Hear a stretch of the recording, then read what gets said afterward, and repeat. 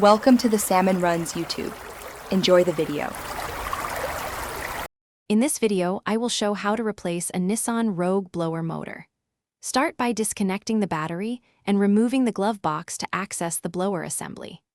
I'll summarize where the motor and resistor lie, what symptoms point to a bad motor, and how to choose a correct replacement part.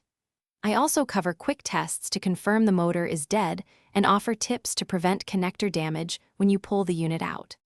In this video, I will show how to replace a Nissan Rogue blower motor.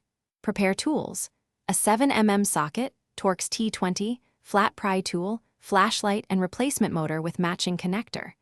Always disconnect the negative battery terminal and wear gloves to avoid cuts and accidental short circuits. Work on a cool vehicle interior and keep screws organized. Having the right tools speeds the job and prevents stripped fasteners and wasted time.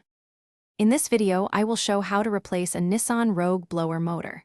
Quick recommendation: the book The Simple Path to Wealth can change how you think about money and saving for vehicle repairs. If this guide is helpful, please hit subscribe and like so I can make more clear DIY videos. Check the description for the link and other deals, and remember, practical maintenance saves cash over shop bills. Now let's get back to the video. In this video, I will show how to replace a Nissan Rogue blower motor. After glove box removal, locate the blower housing and unplug the electrical connector first to avoid forcing wires. Remove mounting screws and gently lower the motor assembly while watching for clips or foam seals. Swap the old motor for the new one, align the gasket, and tighten fasteners to snug only. Reconnect the battery and test all fan speeds before final reassembly. Thanks for watching. Consider subscribing if we helped you.